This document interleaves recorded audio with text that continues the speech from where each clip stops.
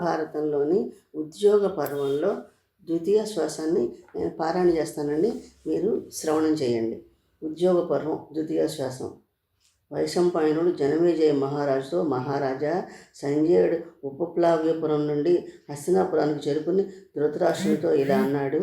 సంజయుడు: ధృతరాష్ట్ర మహారాజా, మీరు పంపగా ధర్మరాజు వద్దకు దూతగా వెళ్ళాను. సుగుణాలు రాసి పూజ్యుడు అయిన ధర్మరాజు మీకు నమస్కారాలు చెప్పమన్నాడు. నన్ను ఎంతగానో ఆదరించాడు. ధృతరాష్ట్రుడు: సంజయ, ఆ అజాత శత్రువు క్షేమమేనా? అతడి తమ్ములంతా సుఖంగా ఉన్నారా? అతడి బంధువులు సేవకులంతా క్షేమమే కదా? సుఖంగా ఉన్నారా? సంజయుడు: రాజా, నీ దయవల్ల సుఖంగానే ఉన్నామని చెప్తున్నారు. అది యథార్థమే కదా? ధృతరాష్ట్ర, ధర్మరాజుకు ధర్మం మీద ఉండే ఆసక్తి భోగాల మీద లేదు. అందులోనూ అహింస అంటే ప్రాణంతో సమానం. దైవాన్ని నమ్ముతాడే కానీ మానవ శక్తిని నమ్ముకోడు. పాపపుణ్యాల భారం అంతా నీపైనే వదిలాడు. నీకు నీ కొడుకు మాటే వేదం, ఇంకొకరి మాట తలకెక్కదు. శకుని కర్ణుల చేతిలో కీలుబొమ్మలయ్యారు. అసలు నీ మాటే నెగ్గదు.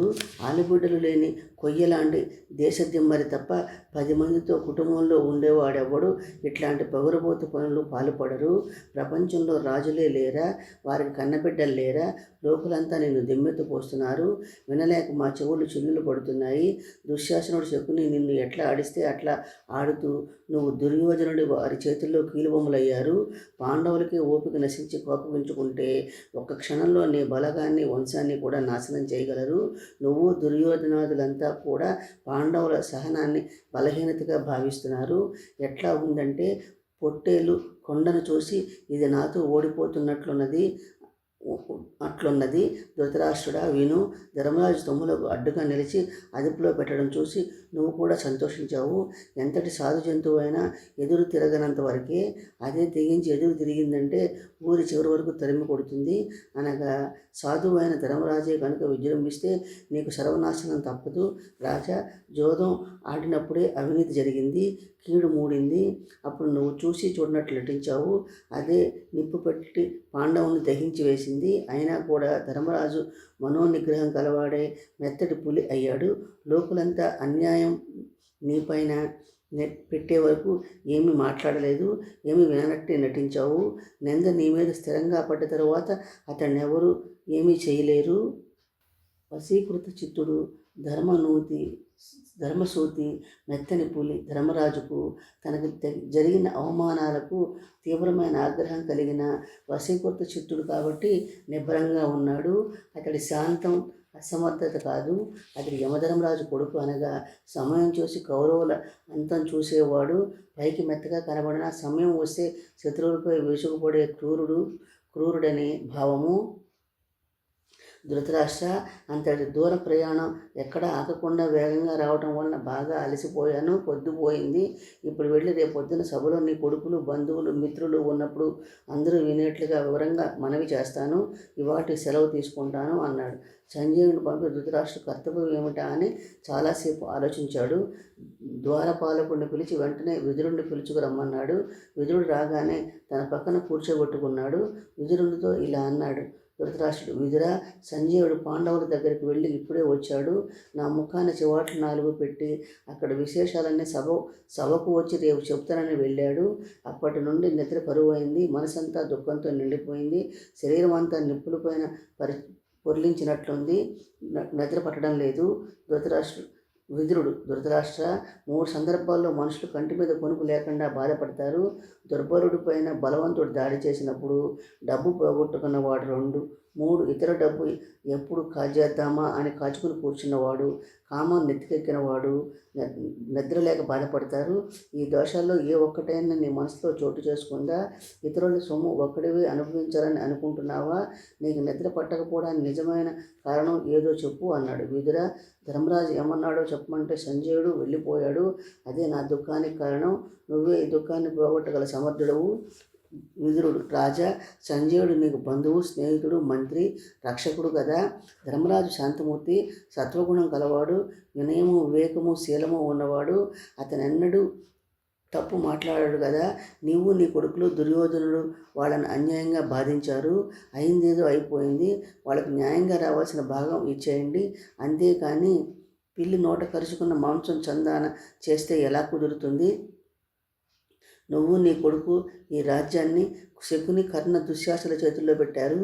మీరు సవ్యంగా నడవనంటారు. ఇంకా ఎట్లా కుదురుతుంది? వాళ్ళెవరైనా తమ పరిస్థితి తాము తెలుసుకోగలిగిన వాళ్ళన్నారా? తొందరపడకపోవటం, అవసరాన్ని బట్టి పట్టు విడుపుల్ని ప్రదర్శించడం ఎన్నడైనా ఉన్నదా? శకుని, కర్ణ, దుశ్శాసనంలో ఒకరికైనా పై పై గుణాలున్నాయా? ధర్మరాజు నిన్ను నిజంగా తన తండ్రి అని నమ్ముతున్నాడు. ధర్మాన్ని నమ్ముకున్నాడు. ఎంతో ఓర్పు వహించి ఉంటున్నాడు. ఈ విషయాలన్నీ నీకు తెలిసినవే. ధృతరాష్ట్రుడు: సంజయుడు చెప్పేదేదో రేపు వచ్చి సభలో చెప్తాడు. అది ఎట్లాగూ చెయ్యాలో నువ్వు దగ్గరుండి చేయించు. నా మనసులోని కలత, దుఃఖము తీరేట్లుగా 4 మంచి మాటలు చెప్పిపో. నువ్వు ధర్మాధర్మాలు ఎరిగిన వాడవు. నిద్రరాక బాధపడుతున్న నాకు మంచి నీతులు చెప్పి శ్రవణానందాన్ని కలిగించు అన్నాడు. విదురుడు: ధృతరాష్ట్ర, ప్రజలందరితో కలిసిమెలిసి జీవిస్తూ ఉండాలి. ప్రజాకంటకమైన పనులు చేయకూడదు. తనకంటే ఎక్కువ సంపద ఉన్నవారిని చూసి ఈర్ష్యపడకూడదు. నీకు ఇప్పుడు దుర్జనుల లక్ష్యాలు ఏమిటో చెప్తాను విను. కోపము, గర్వము, తృప్తి లేకపోవడము, దురభిమానము పొంగిపోవటము. ఇక వివేకవంతులకు ఉండాల్సిన లక్షణాలు చెప్తాను విను. రాజుని, భగవంతుణ్ణి, భార్యను, బంధువుల్ని తగు విధంగా పూజించాలి. ఈ లక్షణాలు లేనివాడు వివేకవంతుని అనిపించుకోలేడు. నీకు ఇప్పుడు మూర్ఖుడి లక్షణాలు చెప్తాను విను. మూర్ఖుడు ప్రేమించేవాడిని కాలితో తంతాడు. ప్రేమించిన వాడి వెంట పడతాడు. తెలిసి తెలిసి ఎదుటివారితో తగాదా పెట్టుకుంటాడు. ఇప్పుడు నీకు గౌరవాన్ని పెంచే సద్బుద్ధులు చెప్తాను విను. ధనము, విద్య, ఉత్తమ వంశము దుర్బుద్ధి కలవారిని అణగదొక్కుతాయి. అవే సద్బుద్ధి కలవారికి అనుకోని గౌరవాన్ని వృద్ధి చేస్తాయి. ఒక గొప్ప విలుకాడు బాణం ఒక్కడిని చంపగలదు లేదా చంపలేకపోవచ్చును. కానీ తెలివైన వాడి నీతి సూత్రం శత్రురాజును, అతడి రాజ్యాన్ని కూడా నాశనం చేస్తుంది. ఎవడైతే ఒకటి తన వంశంలో పోగొట్టుకుని 2 చేరుస్తాడో, 3 4 స్వాధీనపరుచుకుంటాడు, 5 గెలిచి 6 తెలుసుకుంటాడు, 7 విడిచిపెట్టి నడుచుకుంటాడు, అతడే వివేకవంతుడు. ధృతరాష్ట్ర మహారాజా, మధురమైన పదార్థాలన్నీ ఒక్కడే తినడం, అంతా నిద్రపోతూ ఉంటే ఒక్కడు మేలుకొని ఉండడం, ఎవరితోనూ సంప్రదించకుండా ఒక్కడే నిర్ణయాలు తీసుకోవడం వంటివి కూడని పనులు. సత్ప్రవర్తన అనే సముద్రాన్ని దాటేందుకు సత్యం ఓడలా సహాయపడుతుంది కనుక సత్యాన్ని మించిన గుణం మరొకటి లేదు. మూర్ఖుల క్షమాగుణం కలవాడిని చూసి చేతకాని వాడంటారు.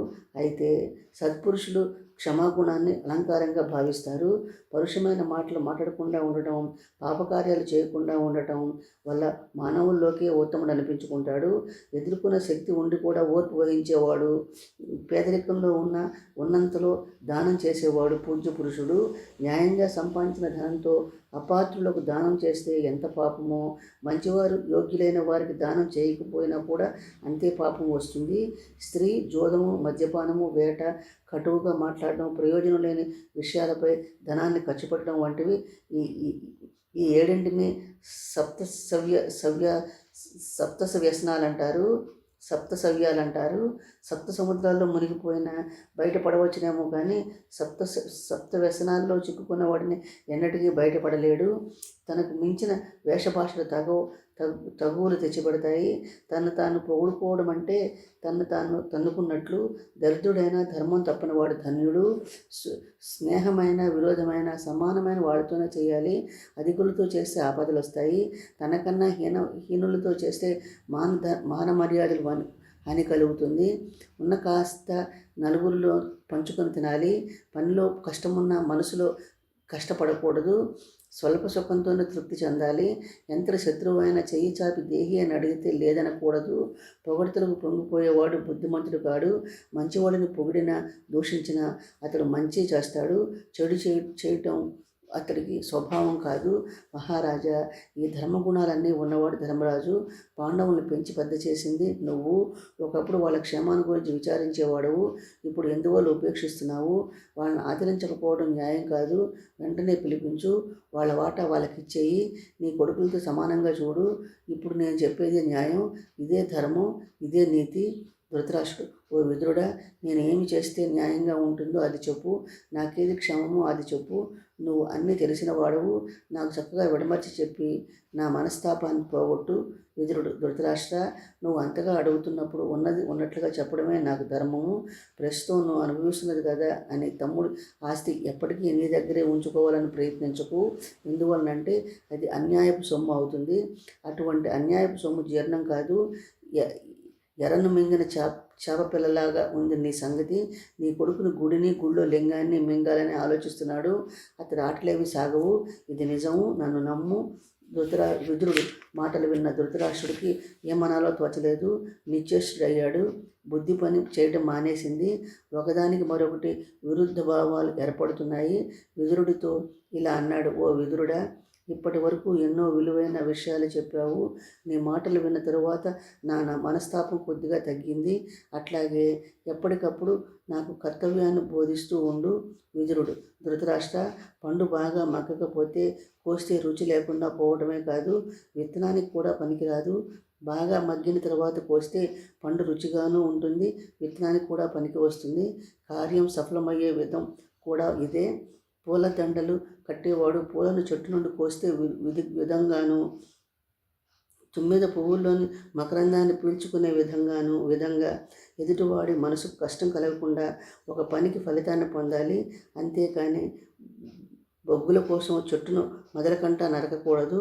ధృతరాష్ట్ర, ఇతరుల డబ్బుకు, తేజస్సుకు, బలానికి మనసు రగిలేట్లు బాధపడే ఓర్వలేని మనిషి ఏ జబ్బు లేకుండానే బాధపడుతూ ఉంటాడు.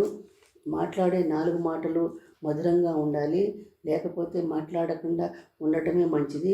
ఎందువలనంటే స్నేహం కానీ, విరోధం కానీ, జ్ఞానాజ్ఞానాలు కానీ, ధర్మాధర్మాలు కానీ, ఉచ్చ నీచాలు కానీ తమ మాట్లాడే మాటలను బట్టి వస్తాయి. అందుకే నోరు మంచిదైతే ఊరు మంచిదవుతుందంటారు. ధృతరాష్ట్ర, గుడ్డలతో మొదలకంట నరికిన ఆ వృక్షం మళ్ళీ చిగురుస్తుంది, కానీ మాట వలన కార్యం చెడిపోతే మళ్ళీ బాగుపడదు. అందువలనే కాలు జారితే తీసుకోవచ్చు, కానీ నోరు జారితే వెనక్కి తీసుకోలేమంటారు. మహారాజా, బాణాలతో శరీరానికి ఎంతటి తీవ్రమైన గాయం అయినా మందులతో నయం చేసుకోవచ్చు, కానీ మనసులో నాటుకున్న మాటలను వెనక్కి తీసుకోలేము. అందుకే మనసు విరిగితే అది తిరిగి అతుక్కోదంటారు. ధృతరాష్ట్ర మహారాజా, ధర్మరాజు ఎన్నడైనా పరుషవాక్యం పలికాడా? నీచమైన మాటలు మాట్లాడడంలో నీ కొడుకులు ఒకరితో ఒకరు పోటీలు పడుతున్నారు. నువ్వు కూడా అన్నీ వింటూ వారిని వారించడం లేదు. అది నీకు తగినదేనా? ఎందువలనంటే చెడు కాలం దాపురించినప్పుడు చెడ్డ మాటలు, చెడ్డ పనులు కూడా మంచివిగానే కనిపిస్తాయి. నీ మనసు ఇంకా పాండవుల పగ సాధించే ధోరణిలోనే ఆలోచిస్తోంది. అందువలనే ఉత్తముడైన ధర్మరాజు నీ సంపదల నుండి దూరంగా బతుకుతున్నాడు. అట్లా బతకడం న్యాయమా? అతడు ఇంకా నీ పెద్దరికాన్ని గౌరవిస్తూ శాంతంతో ఉంటున్నాడు. ధృతరాష్ట్రుడు, విదురా, నువ్వు చెబుతున్న ఈ నీతి వాక్యాలను వింటున్న కొద్దీ ఇంకా వినాలని ఉంది, ఇంకా చెప్పు అన్నాడు. విదురుడు, పుణ్యకార్యాలన్నీ ఒక ఎత్తు, ధర్మం తప్పకుండా ఉండటం ఒక ఎత్తు. ఈ రెండింటిలో ఏది మిన్న అని తేల్చి చెప్పాలంటే ధర్మ ప్రవర్తనకి ప్రథమ తాంబూలం ఇవ్వాలి. ధర్మం వల్ల ఇహపరాలే కాదు, కీర్తి కూడా లభిస్తుంది. కీర్తి ఎంతకాలం ఉంటుందో అక్కడ పుణ్యలోకాలు అంతకాలం ఉంటాయి. పుణ్యలోకాల ఇది పెద్దల మాట. పూర్వం ప్రహ్లాదుడు రాక్షస జాతిలో పుట్టిన ధర్మం తప్పలేదు. తన కొడుకు విరోచనుడు అంగీరసుడనే బ్రాహ్మడు కొడుకు సుధనుడికి ఒక ధర్మ సందేహం విషయంగా తగులు పడ్డారు. వాళ్ళిద్దరి ప్రాణాలను పణంగా పెట్టుకున్నారు. తీర్పు చెప్పమని ప్రహ్లాదుడి దగ్గరికి వచ్చారు. వాళ్ళ పందాల సంగతి తెలిసి కూడా సుధనుడి వాదమే సరైనదని తీర్పు చెప్పాడు. తరువాత సుధనుడి దగ్గర కొడుకు ప్రాణాలను దానంగా గ్రహించి కొడుకును బతికించుకున్నాడు. అట్లా నువ్వు కూడా కొడుకు మీద పక్షపాతం చూపకుండా పాండవులతో సంధి చేసుకో. దాంతో ఇరుపక్షాల వారు బతికిపోతారు. నీకు ఈ విచారం ఉండదు. పాపాలు చేస్తున్న కొద్దీ ఇంపుగా కనిపిస్తూనే ఉంటుంది. విడిచిపెట్టాలనిపించదు. బలవంతాన్ని విడిచిపెట్టిన పుణ్యకార్యాలు అయిష్టాన్ని కలిగిస్తాయి. ధృతరాష్ట్ర, పండితులు లేని సభ ఒక సభ కాదు. ధర్మం చెప్పిన పండితుడు ఒక పండితుడు కాడు. సత్యాన్ని కాదని ఒక ధర్మం చెప్పినా అది ధర్మం అనిపించుకోదు. ఏదో ఒక నెపంతో కూడినదైతే అది నిజమైన సత్యం అనిపించుకుంటుంది. నైతిక జీవనమే ఉత్తమ జీవనము. నీ కొడుకులు ఎప్పుడు కయ్యానికి కాలు దవ్వుతున్నారు. వాళ్ళ సలహాలిచ్చే కర్ణుడు, ఇతర స్నేహితులంతా మదమెక్కిన వారు. నువ్వేమో నీతి మార్గాన్ని పట్టించుకోవు. పాండవులేమో తప్పనిసరి అయితేనే కానీ తమ పరాక్రమం చూపేందుకు ఇష్టపడరు. నీతిని విడవకుండా కార్యాన్ని సాధించాలనుకుంటారు. ఎదుటి పక్షం వారు కయ్యాన్ని కాలు దవ్వితే మాత్రం వాళ్ళు వెనక్కి తగ్గరు. అప్పుడు వాళ్ళని ఆపడం ఆ బ్రహ్మతరం కూడా కాదు. నిన్ను వాళ్ళ కన్న తండ్రి కన్నా ఎక్కువ ప్రేమతో భక్తితో చూసుకుంటున్నారు కాబట్టి నువ్వు ఇక ముందు వెనక చూడకుండా వాళ్ళని ఆదరించాలి. తండ్రి తర్వాత తండ్రి అంతటి వాడవి. ఇప్పుడు నీకదే ధర్మము, అదే నీతి. నువ్వు ఉండి కూడా వాళ్ళని ఇంకా పరాయి వాళ్ళ పంచన ఉండాల్సి వస్తోంది. ఓ కురువంశ శ్రేష్ఠుడా, నువ్వు మొదట్లో పాండురాజు పోషణలో ఉన్నావు. అతడే నిన్ను సింహాసనంపై కూర్చోబెట్టి గౌరవించాడు. దిగ్విజయ యాత్రలు చేసి అపార సంపదలు తెచ్చి నీకు అర్పించాడు. అటువంటి సోదరుడు చనిపోతే ఇప్పుడు అతడి కొడుకులను హాని చేస్తే దాన్ని కృతజ్ఞత అంటారు. అటు కృతజ్ఞుడి శవాన్ని కుక్కలు నక్కలు కూడా ముట్టవు కనుక ఓ ధృతరాష్ట్రుడా, పాండురాజు నీకు భక్తుడు. అతడి పుత్రులు నీకు కీర్తి సంపదలను చేకూర్చి పెట్టిన వాళ్లే. అటువంటి వాళ్ళను మరిచిపోవడం తప్పు. నువ్వు తప్పక వాళ్ళను ఆదరించాలి. ధృతరాష్ట్ర, ఒకప్పుడు బాగా బతికి ఉండవచ్చు, మరొకప్పుడు కష్టాల్లో ఉండవచ్చు. ఈ సుఖదుఖాలు, ఇచ్చిపుచ్చుకోవడాలు, నిందాస్తుతులు ఒకదాని తర్వాత మరొకటి వస్తూనే ఉంటాయి. వాటిని తెలుసుకుంటూ ఇంతగా ఆలోచించడం ఎందుకు? దుఃఖం వల్ల బలం నశిస్తుంది, మనసు పాడవుతుంది, ఆరోగ్యం చెడిపోయి రోగం వస్తుంది. ఈ విధంగా దుఃఖించి కృషించి నశిస్తే అది శత్రువులకు సంతోషాన్ని కలిగిస్తుంది. కాబట్టి దుఃఖించడం మానుకో. ధృతరాష్ట్రుడు, విధిరా, ధర్మాత్ముడైన ధర్మరాజును కళ్ళబుల్లి మాటలు చెప్పి బాధించాను. నా కొడుకులందరూ యుద్ధంలో మరణించక తప్పదు. ఇక నా దుఃఖానికి అంతు ఎక్కడా? నేను ఏం చేస్తే ఈ మహా దుఃఖం నుండి బయటపడతానో అది చెప్పు అన్నాడు. అప్పుడు విదురుడు ఇలా అన్నాడు.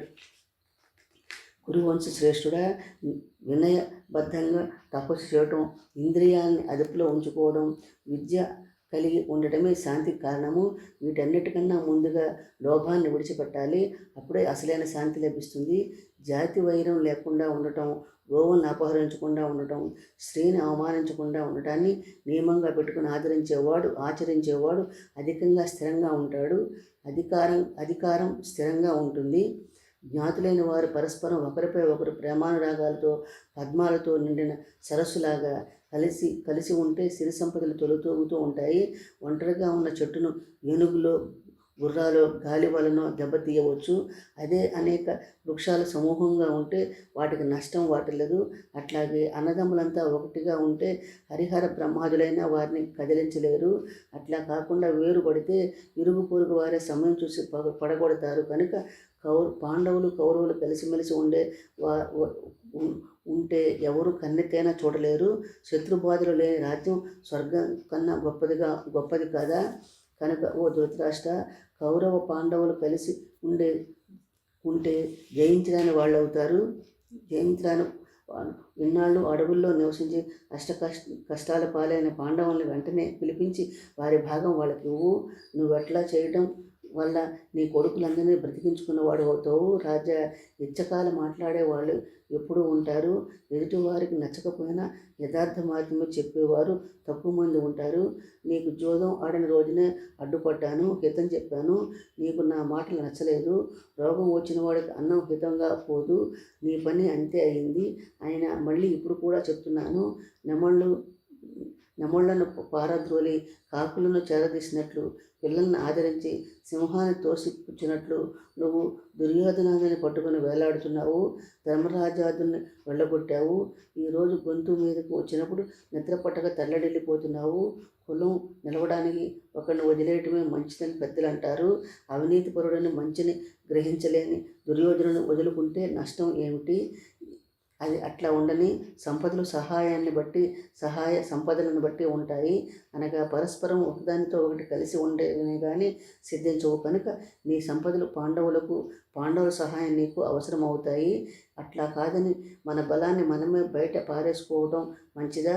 కురు వంశోద్ధారకులైన భీష్ముడు, ధర్మరాజు పరాక్రమశాలులైన కర్ణార్జునులు, భీమ దుర్యోధనులు, అభిమన్యు లక్ష్మణ కుమారులు, శపించడానికి అనుగ్రహించడానికి సముద్రులైన ద్రోణ ద్రుపదాదులు, ఇంకా వాళ్ళ బంధువులు మిత్రులు అంతా ఏకమై నీ ఆజ్ఞ పాటిస్తుంటే నీతి ప్రకారం నిరాటంకంగా కొనసాగుతూ ఉంటాయి. అప్పుడు శత్రువులు లేనివాడివై ఉన్నప్పుడు నీ తేజస్సును ఒక్కసారి ఆలోచించి చూసుకో. ఇంకో మాట కూడా విను. పాండవులు యుద్ధానికి దిగకపోయినా నేడో రేపు కౌరవ సామ్రాజ్యం నేలకూలక తప్పదు. ఎందువలనంటే దుర్యోధనుడి చేతిలో ఈ రాజ్యం నిలబడదు. ధృతరాష్ట్రుడు, విదురా, నువ్వు చెప్పిన వాక్యాలను నిష్కలంకంగా ఉన్నాయి. రాజనీతి బోధకాలే నేర్పరులను సమ్మతించేవిగానే ఉన్నాయి. నువ్వు ఎన్నైనా చెప్పు, కొడుకుని విడిచిపెట్టలేను. ధర్మం జయిస్తుందని ఎదురు చూస్తూ ఉంటాను. విదురుడు, ధృతరాష్ట్ర, దాయాదులు గుణం లేనివాడై విడిచిపెట్టకూడదంటే మరి పాండవుని విడిచిపెట్టవచ్చా? నేను నీ మేలుకోరి చెప్తున్నాను. నువ్వు ఎట్లాగైనా దుర్యోధనుని ఒప్పించి పాండవులకు కొన్ని పల్లెలైనా ఇప్పించు. దాంతో సంధి కుదురుతుంది. నువ్వు అతన్ని ఇవాళ విడిచిపెట్టలేనంటే రేపు యుద్ధం ముగిసిన తర్వాత అయినా అతన్ని వదులుకోవాల్సి వస్తుంది. కనుక నేను ఎందుకు చెప్తున్నా అర్థం చేసుకో. ఆ విధంగా నడుచుకో. యుద్ధం వల్ల నీ దుఃఖం తప్పదు. అప్పుడు ప్రతీకారమే ఉండదు. చావాలనుకుంటే భోగాల కోసం తగులుబడి చావక్కర్లేదు. నీ శరీరం వ్యాధి వార్ధక్యాలతో కూడుకున్నది. ప్రతివాడు చావవలసిందే. కాబట్టి అది కూడా జన్మహక్కే అవుతుంది. శరీరాన్ని ధరించిన చక్రవర్తులంతా భోగాలు దిగ్విజయాలు అనుభవించి చచ్చిపోయారే కానీ శాశ్వతంగా నిలబడలేదు. కనుక నువ్వు నా మాటలను విశ్వసించి ఆచరిస్తే నీకు ఇహపరాలు దక్కుతాయి. విదురా, నీ మాటల వలన నా మనసు నిర్మలమైంది. అట్లాగే చేస్తాను. బాగా ఆలోచించగా అదే చేయదగినది. అందువల్ల కీర్తి, ధర్మాలు, లాభం కూడా కలుగుతాయి. ధృతరాష్ట్రుని మాటలు విదురుడు మిక్కిలి సంతోషించాడు. అతడిలో ఇంత గొప్ప మార్పు వచ్చిందని నమ్మలేకపోయాడు. విదురుడు, ధృతరాష్ట్ర, కొంతకాలానికి నువ్వు ఒక మంచి నిర్ణయం తీసుకున్నావు. ఈ నిర్ణయాలు మార్చుకోవద్దు. దుర్యోధనుని చూడగానే మనసు మార్చుకోకు. అతడు మొగ్గుమన్న వైపుకు మొగ్గవద్దు.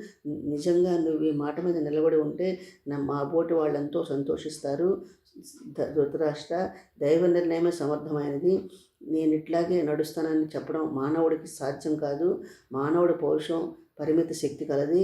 ధృతరాష్ట్రుడు, ఓ విదుర, పుణ్యాత్మ, నువ్వు ధర్మ మార్గాన్ని, నీతి శాస్త్రాన్ని నిర్మలమైన మాటల్లో నాకు బోధించావు. పరమార్థ దృష్టి కలిగేట్లుగా ఆధ్యాత్మిక తత్వాన్ని కూడా బోధించు. విదురుడు, రాజా, నాకు తెలిసినంతవరకు చెప్తాను. ఆధ్యాత్మిక విషయాలు చాలా నిగూఢమైనవి.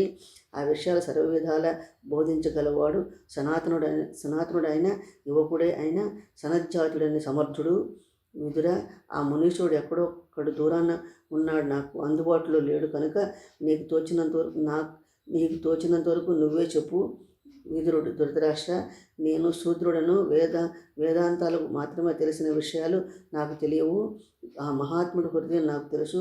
దేవతలకు కూడా తెలియని విషయాలు అతడికి తెలుసు.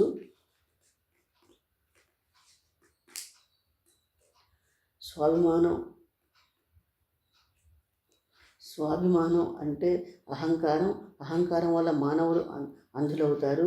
ఆ అహంకారంతోనే సత్యాన్ని చూడలేరు. జననం తర్వాత మరణం తర్వాత జననం, ఇదే వాళ్ళ గతి. దాన్నే సంసారం అంటారు. అహంకారం నుండి బయటపడితేనే కానీ మృత్యువును జయించలేరు. మృత్యువును జయించడాన్నే మోక్షం అంటారు.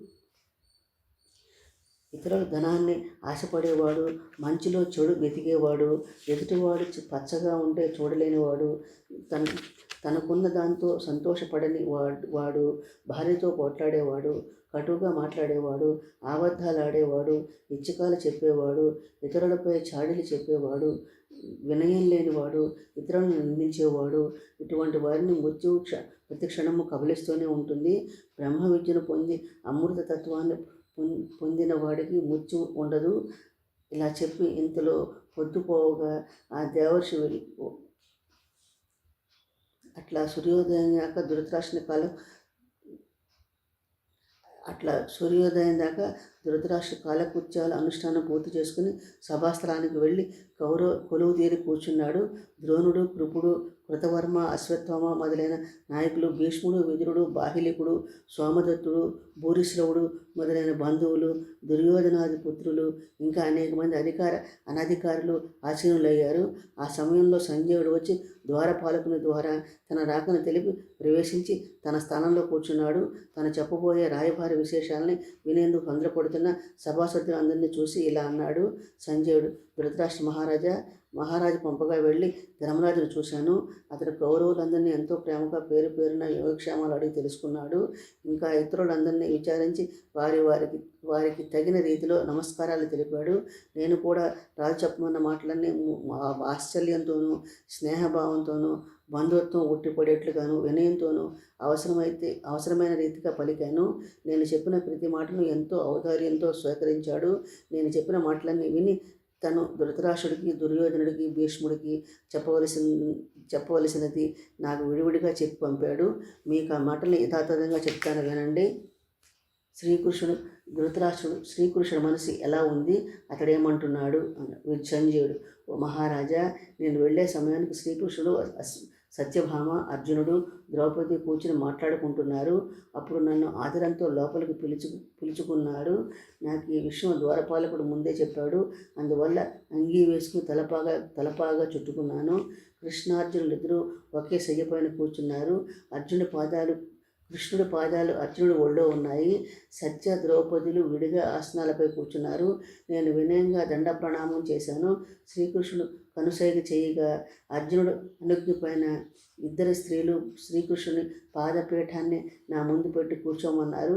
నేను ఆ పీఠాన్ని చేత్తో తాకి నేల మీద కూర్చుని అంజలి ఘటించాను. కృష్ణార్జునుడు అప్పుడు నా కంటికి మదించిన ఏనుగు జంటలాగా కనిపించారు.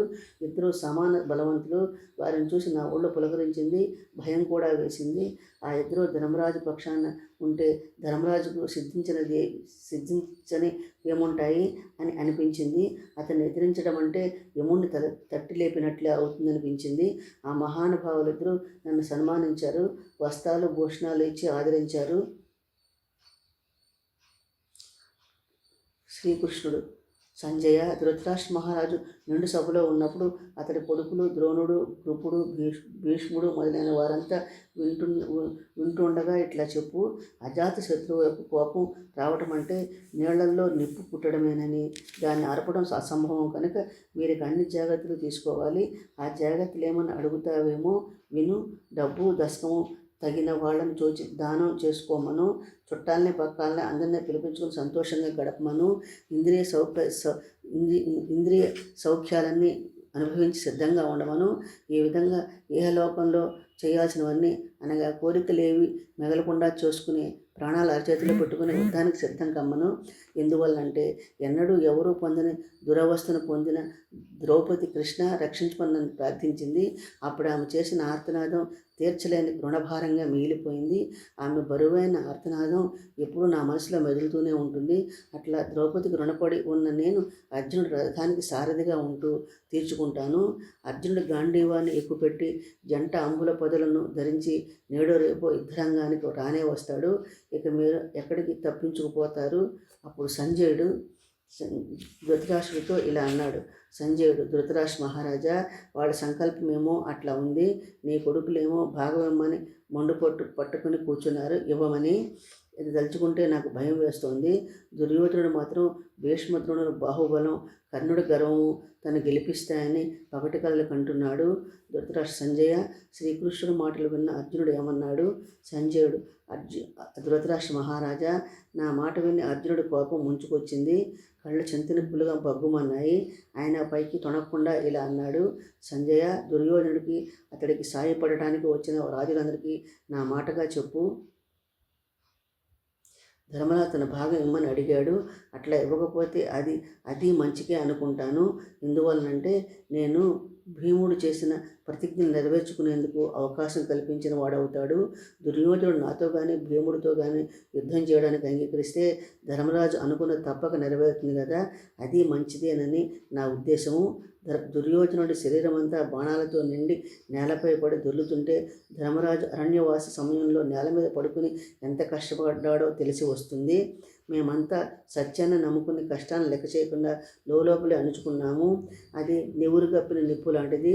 దట్టమైన నిప్పే దారుణమైన కారుచిచ్చు వల్లే శత్రు సమూహాలపై లంఘించినప్పుడు కానీ ధృతరాష్ట్రుని కొడుకులు యుధిష్ఠిరుని లెక్క చేయరు.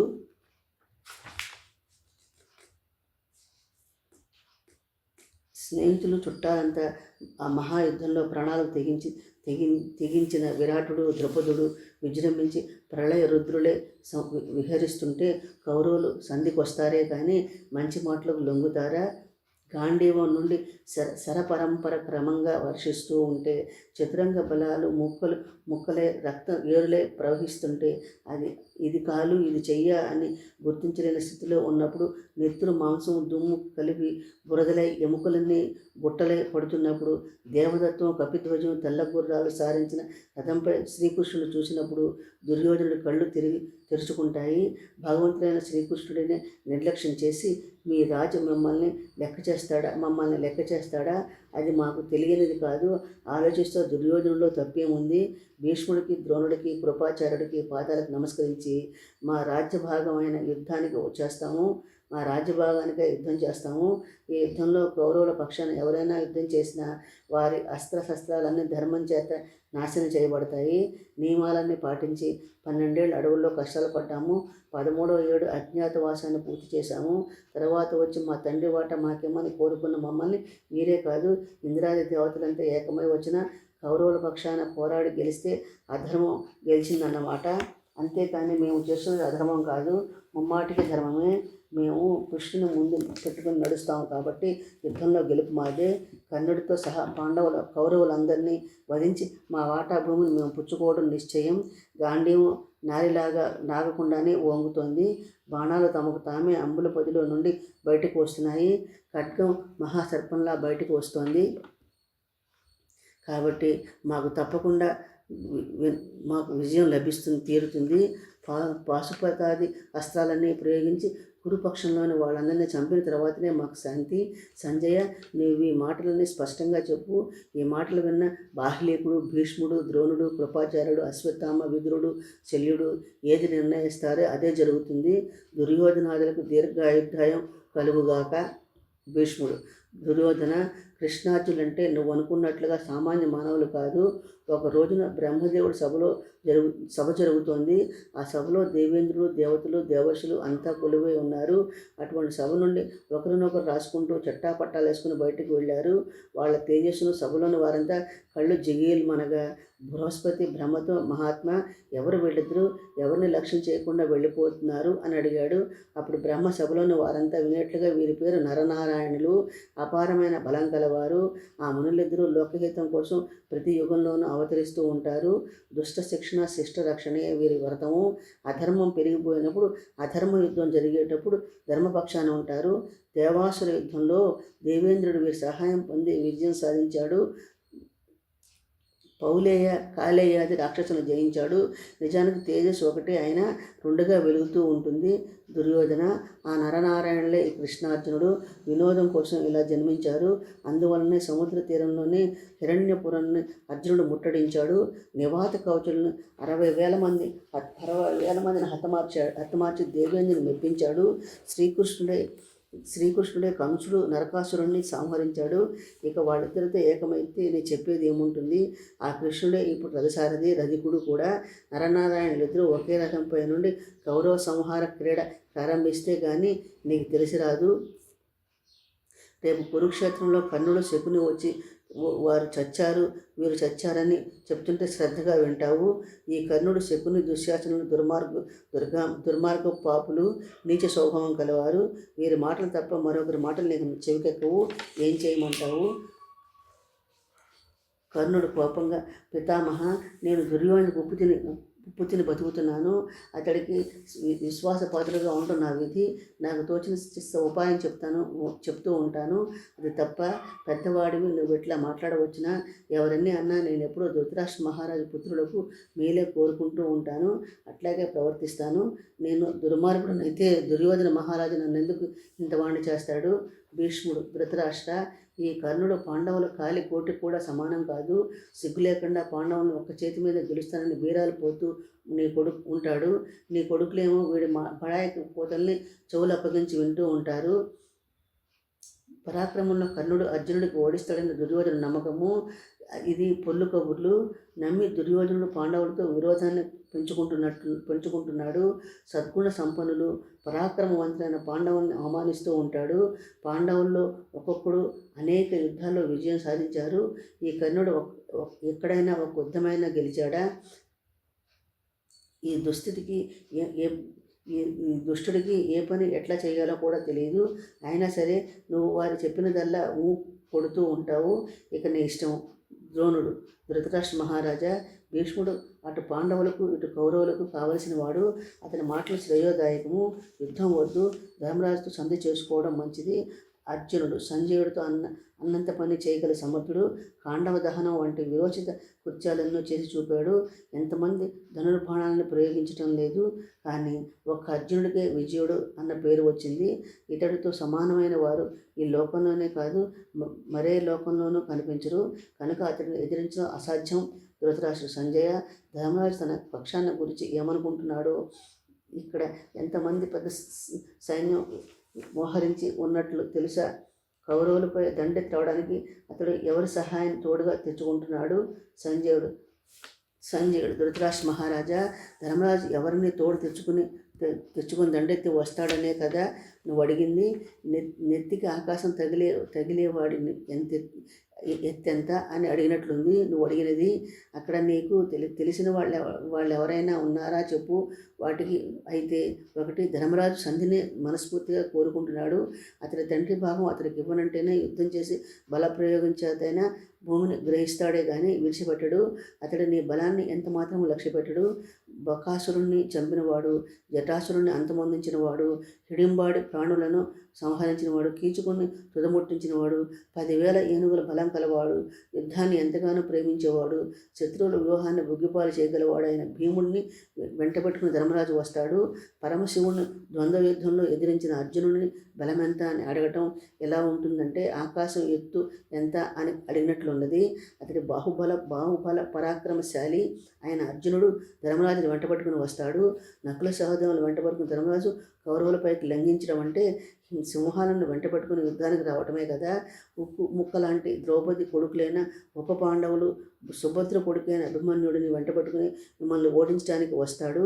మహారాజా, శ్రీకృష్ణుడు తమ్ముడు సాత్యకి కారుచిచ్చు కన్నా అత్యధికమైన ఉష్ణం గలవారైన ద్రౌపది సోదరులు మాత్రం సామాన్యుల వారే కాదు. విరాటుణ్ణి, కేకయుణ్ణి, జరాసంధుడి కుమారుడు సహదేవుడిని, జయసేనుణ్ణి, దృష్టకేతుడిని వెంటబెట్టుకుని వస్తాడు. తండ్రికి తగ్గ తన్నయుడైన ఘటోత్కచుడిని, అగ్నిహోత్రాన్నైనా పిడికిలతో బిగిస్తామంటున్న తూర్పు ఉత్తరాది రాజుల్ని వెంటబెట్టుకుని వస్తాడు. పాండవుల కష్టాలు విని వాళ్ళంతా నిప్పులు జరుగుతున్నారు. వీరి ఎదుట మన వాళ్ళు ఇవ్వకుండా నిలబడగలిగితే చాలు. మహారాజా, శ్రీకృష్ణుడంటే సామాన్యుడు అనుకోకు. తూర్పు పడమరల్ని, ఉత్తర దక్షిణాల్ని ముడివేయగల ధీశాలి. అతడే వాళ్లకు పరమ గురువు, సూత్రధారుడు. ఆయన బుద్ధిబలం ముందు నీ 11 అక్షోహిణుల సైన్యం తుడిచిపెట్టుకుపోతుంది. ధృతరాష్ట్రుడు: సంజయ, అవును, నువ్వు అన్నది నిజమే. అందరూ ఒకళ్ళను మించిన వాళ్ళు మరొకరు. వాళ్ళంతా ఒక ఎత్తు అయితే భీముడు ఒక్కడే ఒక ఎత్తు. నాకు భీముడిని తలుచుకుంటేనే గుండె దడదడ కొట్టుకుంటుంది. రాత్రులు అసలు నిద్ర పట్టదు. పరాక్రమంతో అతను ఎదిరించే వాడెవడూ లేడు. అతడు కోపంతో గదనెత్తాడంటే అది యమదండమే అవుతుంది. ఈ భీముడు చింతనం నుండి నన్ను అసలు లక్ష్య పెట్టేవాడే కాదు. నా వాళ్ళంతా పగతో కళ్యాణి కాలుదవుతున్నారు. భీముడి చేతిలో ఎన్నిసార్లు దెబ్బలు తిన్నారు. ఇక పగ పెట్టుకున్నామని పగ విడిచిపెట్టమంటున్నారు. కౌరవులు పాండవుల వైరానికి మూల కారణం ఇదే కదా. యుద్ధంలో రాక్షసులు కూడా భీముడి ముందు నిలబడలేరు. జరాసంధుని ఒక క్షణంలో హతమార్చాడు. ఇక సామాన్యుల మాట వేరే చెప్పాలా. వీడికి కత్తి కానీ గద కానీ ఇంకా ఏ ఇతర ఆయుధాలు కానీ పని ఉండదు. కేవలం భుజబలంతోనే ఏనుగుల వల్లే విజృంభిస్తాడు. అటువంటి వీడిని ఎవరైనా ప్రతిఘటించగలరా? నా కుమారుల మదమెక్కి తమ బలాన్ని, ఎదుటివారి బలాన్ని తెలుసుకోలేకుండా ఉన్నారు. అగ్నికి ఆయువు తోడైనట్లు భీముడికి అర్జునుడు తోడే ఉన్నాడు. అర్జునుడు అంతటి వాడు ధనుర్ధారి ఇంతవరకు ఎక్కడా పుట్టలేదు. ఇంతకు ముందు కూడా పుట్టబోడు. అర్జునుడే తేజస్శాలి అనుకుంటే అతడి సారథి శ్రీకృష్ణుడు మహాశక్తిమంతుడు. ఈ విధంగా శక్తులన్నీ ఒకే చోట కేంద్రీకృతమై ఉన్నాయి. భీమార్జునుల పరాక్రమం భీష్మ ద్రోణుల కన్నా బాగా తెలిసిన వాళ్ళు ఎవరున్నారు? మన మీద అభిమానం కొద్దీ సేవాభావంతో మన పక్కన నిలబడి కీర్తి ముఖ్యమనుకుని ప్రాణాలు విడుస్తారు. ద్రోణుడికి ఇరుపక్షాల వారు శిష్యులే, భీష్ముడికి ఇద్దరు మనవుళ్లే. అందువలన వారి ఇద్దరిని సమభావంతోనే చూస్తారు. ఇన్నాళ్ళు మనం ఉప్పు తిన్న పాపానికి మన కోసం ప్రాణాలు అర్పిస్తారు. నేను నా కొడుకులను గట్టిగా చెప్పలేకపోతున్నాను.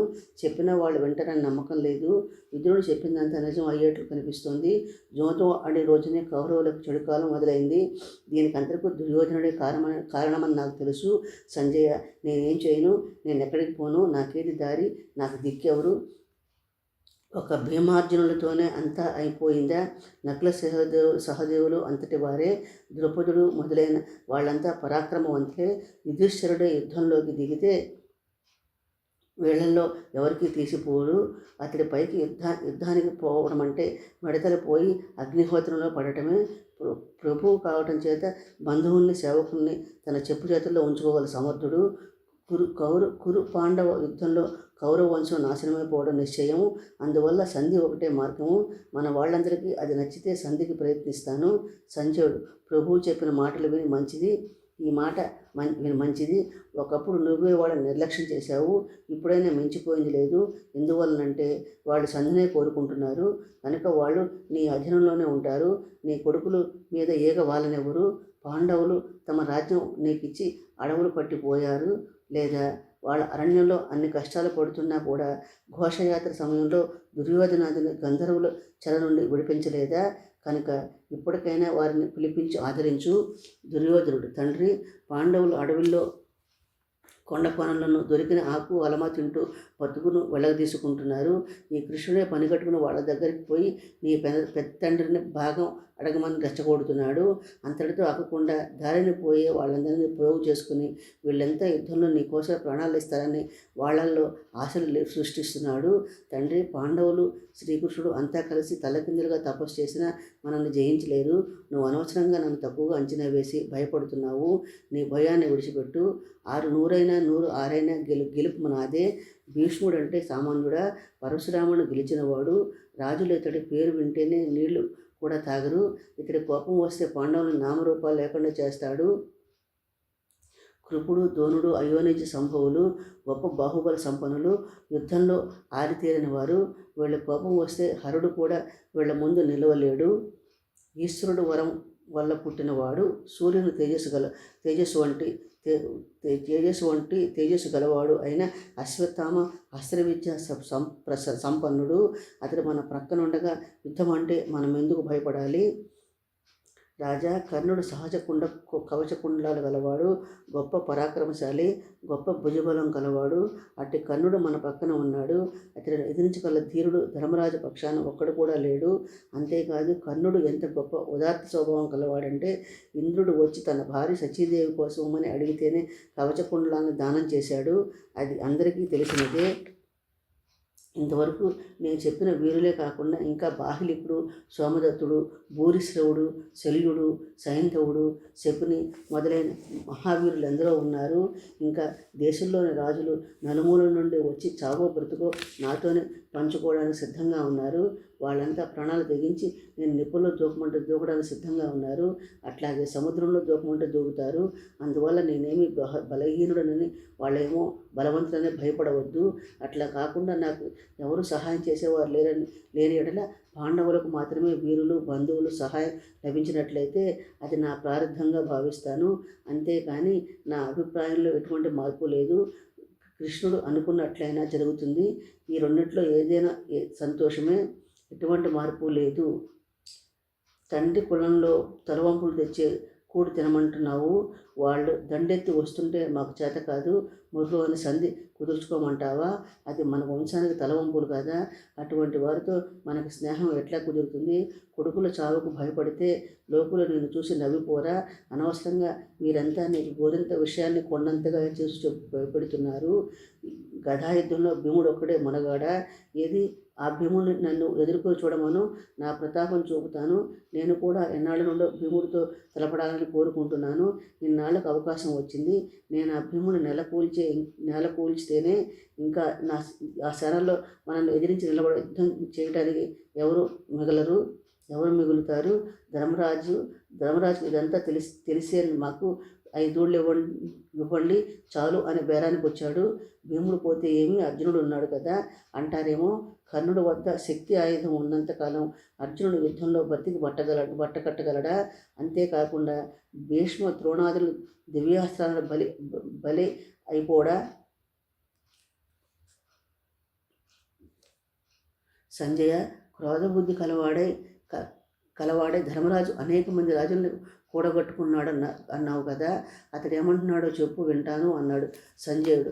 దుర్యోధన, ధర్మరాజు యుద్ధం పేరెత్తితేనే సంతోషంతో తాటి చెట్టు ప్రమాణానికి ఎగిరిపడుతున్నాడు. అతడి మాట అతడి తమ్ముడు అంటావా? పెళ్ళికి వెళ్ళినంత సంబరపడిపోతున్నారు. వాళ్ళ ఉత్సాహం చూడడానికి 2 కళ్ళు చాలవు.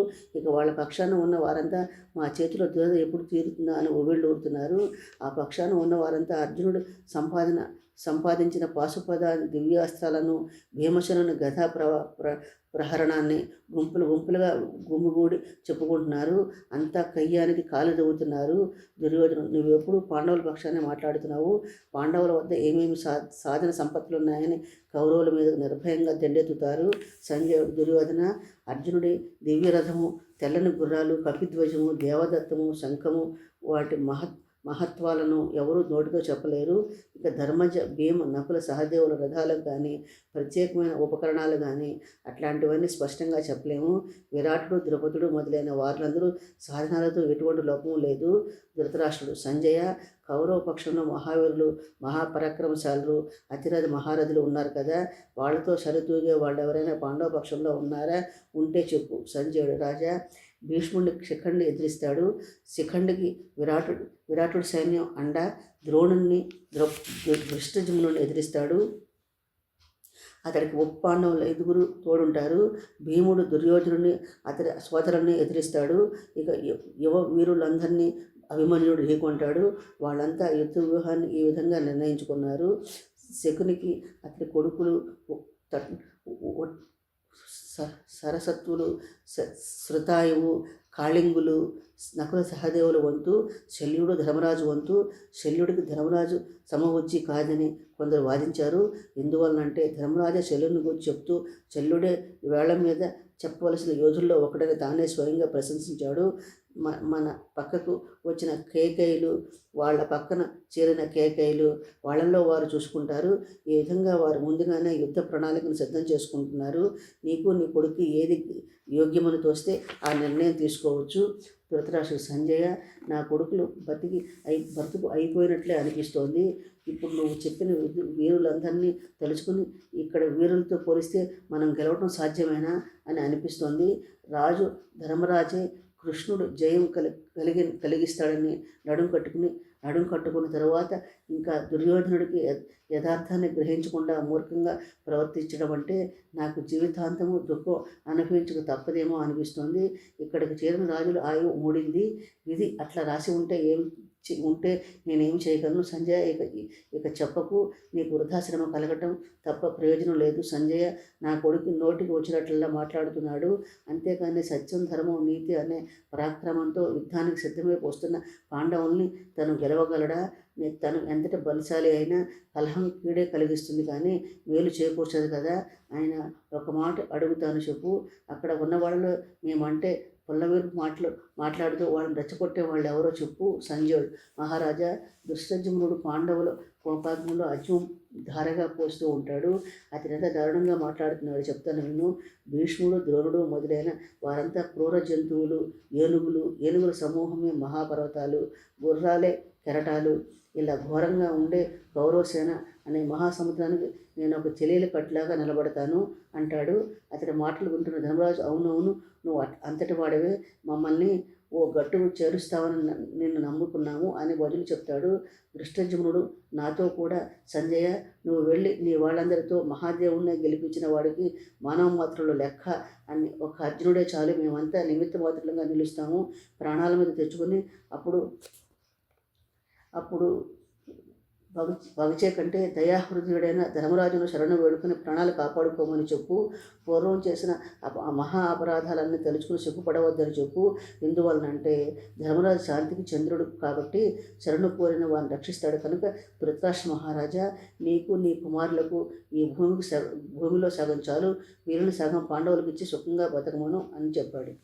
ధృతరాష్ట్రుడు దుర్యోధనుడు సంధి చేసుకోమని చెప్పుట. సంజయుడి మాటలు విన్న ధృతరాష్ట్రుడు దుర్యోధనుడితో ఇలా అన్నాడు. దుర్యోధన, పాండవులతో యుద్ధం నీకే కాదు, ఇక్కడున్న పెద్దలు ఎవరికి ఇష్టం లేదు. యుద్ధానికి ఇష్టపడిన భీష్మ, ద్రోణాది పెద్దల్ని విడిచిపెట్టి అవినీతిపరులైన శకుని, దుశ్శాసనుడు, కర్ణుని నమ్ముకుని పాండవులతో తగువ పెట్టుకుంటావా? నా మాట విను, సంధి చేసుకుంటే కౌరవ వంశమంతా సంతోషిస్తుంది. ఇంకోసారి బాగా ఆలోచించి సంధికి అంగీకరించు. దుర్యోధనుడు, తండ్రి, నువ్వు చెప్పే పెద్దల యుద్ధానికి కలిసి రాని భీష్మ, ద్రోణాదులను నమ్ముకుని నేను యుద్ధానికి సిద్ధపడుతున్నాను అనుకుంటున్నావా? యుద్ధంలో నాకు కర్ణుడు, దుశ్శాసనుడు అండగా ఉన్నంత వరకు పాండవుల కోపాగ్ని మెదలకుండా ఆర్పివేస్తాను. నాకు ఇంకొకటి సాయం అవసరం లేదు. ఇక నన్ను విసిగించకు. ఇదే చివరిసారిగా చెప్తున్నాను. వాడి సూది మన పట్టేటంత భూమిని కూడా పాండవులకు ఇవ్వను. ధృతరాష్ట్రుడు, దుర్యోధన, నేను నీ కోసం ఇంతగా దుఃఖించడం లేదు. నీతో పాటు యుద్ధంలో మరణించబోయే వారి గురించి విచారిస్తున్నాను. పంతాలకు పోకుండా నా మాట విను. లేదంటే యుద్ధంలో భీముడు గదా ప్రహరణంతో ఏనుగుల కుంభస్థలాలు పగిలి నెత్తురు లేరులై పారుతున్నప్పుడు నా మాటలు నీకు జ్ఞాపకానికి వస్తాయి. అప్పుడు ఇక చేయగలిగింది ఏమీ ఉండదు. కనుక ఇప్పుడే నా మాట విను. బంధుమిత్రుల మరణానికి కారణం కావద్దు. కుమార, అర్జునుడు అనేక దివ్యాస్త్రాలతో విజృంభించి రెప్పపాటు కాలంలో కౌరవ సేనంతా ఊచకోత కోస్తూ ఉంటే అప్పుడైనా నేను చెప్పిన మాటలు నిజమే నమ్ము అని దుర్యోధనుడు మారు పలకపోవడంతో పోనిల్లే తన కొడుకే గెలుస్తాడేమో అన్న ఆశ ఎక్కడో మునుకుమని వెలిసింది. ఆ ఆశతోనే మళ్ళీ సంజయుడితో పాండవ కౌరవ పక్షాన ఉన్న వారి బలాలను మళ్ళీ లెక్కలు కట్టడం ప్రారంభించాడు. ఒకళ్ళు పోల్చి బలాబలాలను లెక్కలు కడుతూ పాండవుల పక్క దివ్యశక్తి ఉన్నదని, కౌరవుల పక్క మానవ శక్తి మాత్రమే ఉన్నదని తెలుసుకుని మళ్ళీ దుర్యోధనుడితో ఇలా అన్నాడు. కుమార, అర్జునుడికి అగ్నిదేవుడు వరబలం ఉంది. అతని అనుగ్రహంతోనే కపిధ్వజము, గాంధీవము, దేవతత్వం వంటి యుద్ధోపకరణాలు ఎన్నో సంపాదించాడు. అంతేకాదు పాండవులందరికీ పాండురాజు తండ్రి అయినప్పటికీ వారికి ధర్ముడు, వాయువు, ఇంద్రుడు, అశ్విని దేవతలు పాండురాజుతో సమానులు కనుక వాళ్ళంతా వెంట ఉండి పాండవులకు హాని కలగకుండా కాపాడతారు. కాబట్టి భీష్ముడు, ద్రోణుడు మొదలైన వారెవరూ పాండవులను జయించలేరన్నది నా నిశ్చితాభిప్రాయము. ఇంకొక మాట, దేవతల సహాయం పక్కన పెడితే అర్జునుడు దేవతలతో సమానుడు కాడా? అతడు దేవతలకు సాధ్యం కాని రాక్షసులను చంపలేదా? ఈ విషయాలన్నీ నీకు నీ వాళ్లకు తెలియవా? అప్పుడు కౌరవులకు గొప్ప ఆపద వచ్చి పడింది. దీనికి చికిత్స శాంతి మార్గం తప్ప మరొకటి కాదు. ఎన్నెన్ని విధంగా ఆలోచించినా యుద్ధం విరమించి సంధి చేసుకోవడమే తృణోపాయం. దీర్ఘకాల వైరం మంచిది కాదు. కనుక శాంతించు. దుర్యోధన, తండ్రి, దేవతలు పాండవుల సహాయానికి వస్తారన్న వాదాన్ని నేను ఒప్పుకోను. అసలు దేవతలు అంటేనే రాగద్వేషాలు లేనివారనే కదా అర్థము. కనుక దేవతలు ఎవరు ఒకరి పక్షానే ఉండరు. అట్లా కాకుండా ఏదో ఒక పక్షాన చేరినట్లయితే వారి దివ్యత్వం కానేరదు. అటువంటి దివ్యత్వం ఎట్టి పరిస్థితుల్లోనూ అర్జునుడు కాపాడలేదు. నువ్వు నా ప్రాణానికైనా దుఃఖించకు. ఇక నా శక్తిని కూడా చెప్తున్నాను విను. జలాన్ని చిలకరించి కారు చిచ్చు ఉంచుకొస్తుంటే నిలువరిస్తాను. రాళ్ల వర్షం కురిపించినా తట్టుకుని నిలబడతాను. పెనుగాలి వీచిన స్తంభింపజేస్తాను. అదే మంత్రబలించడంలో ఏనుగులను గుర్రాలను నడిపిస్తాను. నా సైన్యం నిలబడే చోట కావలసినంత నీటిని సృష్టిస్తాను. సింహాలు, పెద్ద పులులు, భూతాలు, బేతాళులు మొదలైన క్రూర మృగాల్ని స్తంభింపజేసే విధం నాకు తెలుసు. మిత్రులకు శుభాలు, శత్రువులకు అశుభాలు కలిగించే విధాలన్నీ నాకు తెలుసు. మంత్రధ్యానాదులు ఎన్నో చేసి అనేక సిద్ధుల్ని కైవసం చేసుకున్నాను. నువ్వు చెప్పే అగ్ని మొదలగు దేవతలందరినీ పూజించాను. నాకుండే వాటి ప్రభావమే పాండవుల కంటే 13 ఏళ్ళ కష్టాలు అనుభవించేవారు. నాకుండేపాటి ప్రభావమే పాండవులకు ఉంటే 13 ఏళ్ళ కష్టాలను అనుభవించేవారా? ధృతరాష్ట్ర మహారాజా, నా కోపం వస్తే వాళ్ళను దేవతలను కూడా రక్షించలేరు. దేవతలే ఎవరిపైన అయినా కోపించినా కూడా వారికి హాని కలగకుండా రక్షించగలను. అటువంటిది ఓ మానవ మాత్రులు లెక్క తండ్రి, నేను పోడుకుంటున్నానని అనుకోవద్దు. ఆత్మస్థితి కంటే నాకు గట్టిదని నీకు తెలుసు కదా. నేను ఇప్పుడు చెప్పినదంతా నిజము. కర్ణుడు, రాజా నా గురువు దేవులు నాపై కోపగించుకోవడం వలన సమయానికి నాకు హస్తాల జ్ఞాపకం రావని వీరంటారు. అది శుద్ధ అబద్ధము. నేను నా గురువును ప్రసన్నుని చేసుకుని తిరిగి అస్త్ర ప్రభావాన్ని పొందిన విషయం వీళ్ళెవరికీ తెలియదు. నేను ఇప్పుడు నా పూర్వ అస్త్ర సంపదనంతా కలిగి ఉన్నాను. హరిహర బ్రహ్మాదులే వచ్చినా నన్ను ఎదిరించలేరు. నేను ఇక్కడ లేకపోతే అర్జునుడు లాంటి వారు మన రాజ్యానిపైన దండెత్తి వచ్చారేమో. ఈ మహాయుద్ధంలో పాండవులందరినీ హతమార్చి నీ మెప్పు పొందుతాను. మన వాళ్ళందరికీ సంతోషాన్ని కలిగిస్తాను. మన సైన్యానిపైన ఏగైనా వాళ్ళనివ్వను. నా ధనుస్సుంటే ఏమనుకుంటున్నారు? కాలపృష్ఠం దాన్ని సంధించి పాండవాదుల్ని వానవర్షంతో ముంచెత్తుతాను. భీకరంగా వేరే విహారం చేస్తాను. కర్ణుడి మాటలు విన్న భీష్ముడు కర్ణుడితో ఇలా అన్నాడు. కర్ణ, యమధర్మరాజు నిన్ను పిలుస్తున్నాడు. అందుకే నోటికి వచ్చిందల్లా వదులుతున్నావు. మేమంతా నువ్వు గొప్ప యోధువు అని నమ్మంటావు. నువ్వు పాండవుల్ని హతమార్చడమా? యుద్ధం ఎట్లాగో దాగబోతుంది. మేమంతా ఒకళ్ళ తర్వాత ఒకళ్ళం హరి అంటాము. సేనలన్నీ నేలపోలక తప్పదు. ఆ తర్వాత కౌరవులు సావక తప్పదు. కర్ణ, నీ దగ్గర శక్తి ఆయుధం ఉన్నదన్నది కదా ఇలా బడాయిపోతున్నావు. దాన్ని కృష్ణుడు నిర్వీర్యం చేస్తాడు. ఒక శక్తే కాదు, నీ సర్పబాణాలు కూడా అర్జునుడి మీద పనిచేయవు. వాటిని కూడా శ్రీకృష్ణుడు మింగేస్తాడు అని పలికి తిరిగి ధృతరాష్ట్రునితో ఇలా అన్నాడు. ధృతరాష్ట్ర మహారాజా, జ్ఞాతులు ఎప్పుడు కలిసి ఉంటేనే సౌఖ్యాలు అనుభవిస్తారు. కలహిస్తే కాలు బూడిదైపోతారు. విరోధాలు ఎన్నడైనా సుఖాలనిచ్చాయా? సహపంక్తి భోజనాలు వల్లన వినయము, చేతనం, పరస్పర సత్కారాల వల్ల జ్ఞాతులు ప్రేమ వృద్ధి చెందుతుంది. వాళ్లే ఇహాన్ని పరాన్ని కూడా సాధించగలుగుతారు. పూర్వం ఏదో ఒక పని మీద పర్వత ప్రాంతాలకు వెళ్ళాను. అక్కడ వెళ్ళడానికి అసాధ్యంగా ఉండే చోట పెద్ద తేనె పట్టు కనిపించింది. ఆ తేనె తాగిన వారికి రోగము, ముసలితనము, దప్పిక, చావు ఏవి ఉండవన్నారు. నాతో కూడా వచ్చిన పండితులంతా ఆ తేనె పట్టు పైకి ఉరికి లోయలో పడి మరణించారు. అదేవిధంగా నీ కొడుకులు ఆశపోతులే రాజ్యమంతా కాజేయాలని అనుకుంటున్నారు. అంతేకాని రాబోయే మృత్యువును చూడలేకుండా ఉన్నారు. అర్జునుడిని ఎదిరించి వీరు ఇంకా బతికి ఉంటారా? కొన్ని ఇరుపక్షాల సమాన బలం గల వాళ్ళే అయినా వీరు గెలుస్తారనో లేక వారు గెలుస్తారనో చెప్పవచ్చు. పొట్టేలు పోయి కొండను ఢీ కొడితే ఏమవుతుందో అందరికీ తెలిసిందే.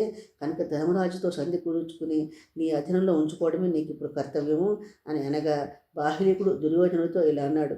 దుర్యోధన, ఆ మార్గాన పోతే ప్రమాదం పొంచి ఉండదని అనుభవకి లేని పెద్దలు చెప్తే కళ్ళు మిరుమిట్లు పాఠశాలలాగా తగిన దారికి రావు కదా అన్నాడు.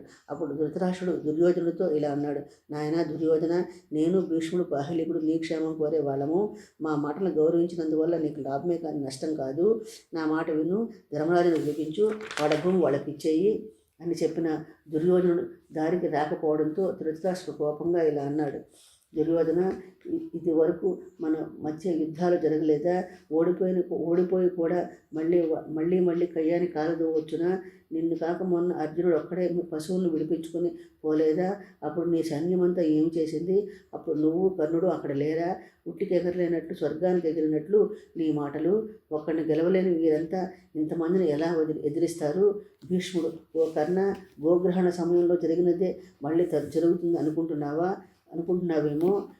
ఇప్పుడు కృష్ణుడు రథానికి సారథిగా వహిస్తూ ఉండగా పక్కనే భీముడు విజృంభించి నడుస్తుండే తమ్ములను కొడుకులను ఎదుర్కోవడం నీ తరమా?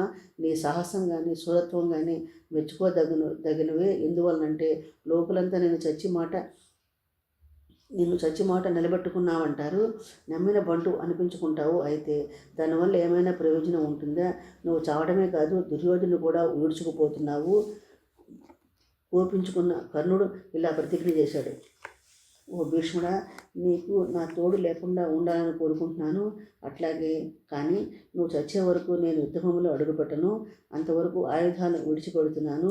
నువ్వు చచ్చిపోయిన తర్వాత విజృంభించి నా బలపరాక్రమాలేంటో చూపిస్తాను అని ప్రతిజ్ఞ చేసి సభలో నుంచి వెళ్ళిపోయాడు. అప్పుడు భీష్ముడు నవ్వుతూ దుర్యోధనతో ఇలా అన్నాడు. దుర్యోధన, కర్ణుడు ఇంతటి వాడు అలిగాడంటే ఇక పాండవుల గత్యం కాను. ఆడి తప్పడం వీడు వంట లేదు. చూడు దుర్యోధన, నువ్వు వీడిని నమ్ముకుని యుద్ధంలో ధర్మరాజుతో యుద్ధానికి దిగుతున్నావు. యుద్ధం ఎట్లాగో జరగబోతుంది కదా. యుద్ధంలో నువ్వు చొద్దు కానీ వాడి పరాక్రమం ఎంతో నా పరాక్రమం ఏమిటో అనగా విని ధృతరాష్ట్రుడి కొడుకులు ఏమి అనలేక పక్కనే ఉన్న విదురుడితో, విదురా, ఈ కర్ణుడితో పాటు నా కొడుకు కూడా మృత్యుపాసంలో చిక్కుకున్నాడు. ఇక నేనేం చేయగలను?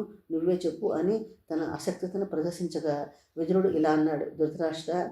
ధృతరాష్ట్రుడా, మన వాళ్ళు అసలే బలహీనులు. దానికి తోడు ఒకరితో ఒకరు పోట్లాడుకుంటూ ఉంటే అది అర్జునుడికే లాభిస్తుంది. అక్కడ పాండవులేమో ఒకే మాట మీద నిలబడి ఉన్నారు. అందువల్ల యుద్ధం చేసిన మన వాళ్ళే బలహీనులై ఓడిపోతారు. కనుక ఇంకేమీ ఆలోచించకుండా పాండవులను పిలిపించు, సంధి తప్ప మరో మార్గం లేదు అన్నాడు. సభలోని వారంతా మాటలు వింటుంటే ధృతరాష్ట్ర పరిస్థితి ముందు నుయ్యి వెనక పోయి అన్నట్లున్నది. అయినా సంజయుడి వైపు తిరిగి, సంజయ, నీకు వీడుకోలు చెబుతూ అర్జునుడు ఏమన్నాడో చెప్పు అని అడిగాడు. అప్పుడు సంజయుడు ఇలా అన్నాడు. ధృతరాష్ట్ర మహారాజా, మా తండ్రి వాటా కోరుకోవడం మా జన్మ హక్కు. అందులో ఎవరికి దాక్షిణ్యం మేము కోరుకోవడం లేదు. ప్రస్తుతం భూమి మీ అధీనంలో ఉన్నది కాబట్టి మా అన్నగారు సౌమ్యంగా అడుగుతున్నాడు. మంచిగా ఇస్తే సరే, లేకపోతే ధృతరాష్ట్ర సంతతిలో ఒక్కడిని కూడా మిగల్చకుండా చంపేస్తానని అర్జునుడు అన్నాడని నేను ఈ మాటలు విని వారి వద్ద సెలవు తీసుకుని వచ్చేశాను అన్నాడు. అప్పటికి ఆశ చావక ధృతరాష్ట్ర సంజయుడితో ఇలా అన్నాడు. సంజయ, ఈ రెండు సైన్యాల బలాబలాలు నీకు తెలుసు. యుద్ధమే అనివార్యమైతే ఎవరు గెలుస్తారంటావు? ఏ సైన్యంతో ఉపాయము, పరాక్రమము, పౌరుషము గలవారున్నారు చెప్పు అనగా సంజయుడు, రాజా, మీ మాట నన్ను అడగవద్దు. నీ తండ్రి వ్యాసుని స్మరించి ఆయన రాగానే గాంధారిని కూడా పిలిపించు. వాళ్ళిద్దరి ధర్మం తెలిసిన వారు, నీ సందేహాన్ని నివృత్తి చేయగలవాళ్ళు. నీ మనసులో కల్మషం ఉంటే దాన్ని పోగొట్టగలవాళ్ళు అన్నాడు. వ్యాస మహర్షి ధృతరాష్ట్రుని వద్దకు వచ్చుట. సంజయుడు మాటలు విన్న ధృతరాష్ట్రుడు నీ సేవకున్నొకడు పిలిచి వెంటనే గాంధారిని వెంట పెట్టుకుని రమ్మన్నాడు. గాంధారి రాగానే భక్తి శ్రద్ధలతో వ్యాస మహర్షిని ధ్యానం చేశాడు. వెంటనే మహానుభావుడు ప్రత్యక్షమయ్యాడు. అందరూ భక్తితో ఆయన పాదాలకు నమస్కరించి ఉన్నతాసనంపై కూర్చోబెట్టి అర్ఘ్యపాద్యాదులతో పూజించారు. ఆ మహానుభావుడు ధృతరాష్ట్రుడు ఏమీ అడగకముందే ధృతరాష్ట్ర సంజయుల మనసులోని ఉన్న భావాలను దివ్య దృష్టితో తెలుసుకొని ఇలా అన్నాడు. సంజయ, నీకు అన్నీ తెలుసు కాబట్టి ధృతరాష్ట్రుడు అడిగిన ప్రశ్నకు సమాధానాన్ని నేను వినేటట్లుగా స్పష్టంగా చెప్పు అన్నాడు. అప్పుడు సంజయుడు ఇలా అన్నాడు. ధృతరాష్ట్ర, నువ్వు కౌరవ సేనల మధ్యనున్న తారతమ్యాలను చెప్పమని అడిగావు. పాండవుల పక్షాన కృష్ణుడు ఉన్నాడు. కౌరవుల పక్షంలో అతడికి సమానమైన వాడిని చూపు. ఆ కృష్ణుడు ఎట్లాంటి వాడో చెప్తాను విను. బాణాసురుడికి శివుడు అండదండలు పుష్కలంగా ఉన్నా కూడా అతడి గర్వాన్నంతా ఒక్క గడియ కాలంలో నశించేట్లు చేశాడు. దేవేంద్రుడిని ఓడించి పారిజాత వృక్షాన్ని అవలేలుగా తీసుకెళ్ళాడు. రాజా, ఎంతటి కష్టమైన పనైనా శ్రీకృష్ణుడు అవలేలుగా చేస్తాడు. అంతేకాకుండా పూర్వజన్మలో అతడి అర్జునుడు స్నేహితులు కనుక ఆ ఇద్దరికీ ఒకే ప్రయోజనం. అటువంటి శ్రీకృష్ణుని సుదర్శన చక్రం సూక్ష్మ రూపంలో పాండవుల ఆయుధాలన్నింటిలోనూ ప్రవేశించి వారికి విజయాన్ని చేకూరుస్తుంది. ధృతరాష్ట్ర, మాటికి నువ్వు పాండవుల సామర్థ్యాన్ని, పరాక్రమాన్ని సంశయిస్తున్నావు. అది రహస్యమే అయినా చెప్తాను విను. వారికి కృష్ణుడే పరాక్రమం, ప్రాణము. లోకాలన్నీ ఒక పక్కన, కృష్ణుడు ఒకడు ఒక పక్కన నిలిస్తే అతడొక్కడే సారము, మిగిలినవన్నీ నిస్సారము అవుతుంది. రాజా, కృష్ణుడు సంకల్పం చేతనే సృష్టి స్థితి లయాలను చేయగల సమర్థుడు. సత్యము ధర్మము ఎక్కడుంటాయో శ్రీకృష్ణుడు అక్కడ ఉంటాడు. అతడున్న చోటనే జయం కలుగుతుంది. అప్పుడు ధృతరాష్ట్రుడు, సంజయ, విష్ణువును నేను ఎరగకపోవడానికి నువ్వు తెలుసుకోగలగడానికి గల కారణం ఏమిటో చెప్పు అని అడిగాడు. అప్పుడు సంజయుడు ఇట్లా అన్నాడు, రాజా, విద్య అని అవిద్య అని రెండున్నాయి. అవిద్య వలన తమోగుణం చేత ఆక్రమించబడ్డవాడు విష్ణువును తెలుసుకోలేడు. విద్యతో కూడుకున్నవాడు విష్ణువును చూడగలుగుతాడు. సత్వరజస్తమో గుణాల వికారాలకు లోను కాక ధర్మాన్ని ఆచరిస్తూ అంతఃశుద్ధి కలిగి ఉంటాను కాబట్టి నేను విష్ణువును తెలుసుకోగలుగుతున్నాను. దీన్నే విద్య అని అంటారు. నీకు కానీ మరెవరికైనా విష్ణువును తెలుసుకునే మార్గం ఇదే. అందుకు వ్యతిరేకంగా ఉండేదంతా అవిద్యయే అన్నాడు. అప్పుడు ధృతరాష్ట్రుడు తన కొడుకుతో ఇలా అన్నాడు, నాయన దుర్యోధన, సంజయుడు మన మేలు కోరుకునేవాడు. అతడి ఉపదేశాన్ని పాటించు, శ్రీకృష్ణుని ఆశ్రయించు. శ్రీకృష్ణుడు శరణు కోరితే నువ్వు, నీ తమ్ములు, పిల్లలు బతికి బాగుంటారు అన్నాడు. తండ్రి మాటలు విన్న దుర్యోధనుడు ఇలా అన్నాడు, తండ్రి, శ్రీకృష్ణుడు లోకాలన్నిటికీ మింగినా సరే, రక్షించినా సరే దాంతో నాకు నిమిత్తం లేదు. అతడి అర్జునుడి చెలికాడని స్పష్టంగా తెలిసి కూడా అతడిని ఆశ్రయిస్తానా? అది ఎన్నటికీ జరగదు అన్నాడు. దుర్యోధనుడి మాటలు విన్న ధృతరాష్ట్రుడు గాంధారితో ఇలా అన్నాడు, నీ కొడుకు దురభిమాని, నీతిమాలిన వాడు, గర్వపోతూ ఈర్ష్య వదిలిపెట్టి నా మాట విననంటున్నాడు. వీడు చెడిపోతాడే తప్ప బతికి బాగుపడడు అన్నాడు. గాంధారి దుర్యోధనుడితో ఇలా అంది, నాయన దుర్యోధన, నువ్వు నీ సంపదల్ని, వైభవాన్ని, మమ్మల్ని వదులుకోవాలని ఆరాటపడుతున్నావెందుకు? ఇంతకన్నా నీ అవినీతి పరులు ఎక్కడైనా ఉంటారా? ఆ దైవమే భీముడి రూపంలో వచ్చి నిన్ను చంపబోతుంటే ఎవరాపగలరు అన్నది. అప్పుడు వ్యాసుడు ధృతరాష్ట్రునితో ఇలా అన్నాడు, ధృతరాష్ట్రుడా, నీ కృష్ణుడు అంటే ఇష్టం. నీకు బాగా ఆప్తుడైన సంజయుడిని అతడి దగ్గరికి పంపావు. ఇంతవరకు బాగానే ఉంది. సంజయుడు మాటలు విన్న శ్రీకృష్ణుని ఆశ్రయించు. అతడు భక్తితో ఆరాధించే వారికి ఆదుకుంటాడు. కామక్రోధాలు గల వాళ్ళ నుండి తమకున్న దాంతో తృప్తి పొందక అత్యాశకు పోయే వారి నుండి తొలగి దూరంగా పోతాడు. అన్ని విధాలా అతన్ని ఆశ్రయించి బతుకు అని ఉపదేశించగా, చిత్తం అలాగే చేస్తానని చెప్పి సంజయుడిని వాసుదేవుడు అన్న పదానికి అర్థమేమిటో చెప్పు, అట్లాగే అతన్ని పొందే మార్గం మీద ఉపదేశించు అన్నాడు అని అడిగాడు. అప్పుడు సంజయుడు, రాజా, అన్నిట్లోనూ తాను ఉండటము, అన్నీ తనలో ఉంటాయని వాసుదేవుడని పెద్దలు అంటారు. ఇది స్పష్టము. మనోనిగ్రహం ఒకటే అతను చేరుకునే మార్గమని ఆర్యులు సెలవిస్తున్నారు. ఓర్పుతో మనోవికారాన్ని పోగొట్టుకుని ఏకాగ్రతతో సేవిస్తే వాసుదేవుడు ప్రసన్నుడవుతాడు. నువ్వు కూడా ఇతర బంధాలను విడిచిపెట్టి వాసుదేవుని ఆశ్రయించు అని చెప్పగా, ధృతరాష్ట్రుడు ఇలా అన్నాడు, సంజయ, నాకు కంటి చూపు లేనందునే నేను ఎప్పుడూ బాధపడలేదు, కానీ మనోహరమైన శ్రీకృష్ణ రూపాన్ని చూడలేకపోయానే అని బాధపడుతూ ఉంటాను అన్నాడు. ఉద్యోగపరమంలోని ద్వితీయ శ్వాసం పూర్తయిందండి. నా ఛానల్ కూడా సపోర్ట్ చేయండి, సబ్స్క్రైబ్ చేయండి, లైక్ చేయండి, షేర్ చేయండి. నా పారాయణ కనుక మీకు నచ్చినట్లయితే కామెంట్ రూపంలో తెలియచేయండి.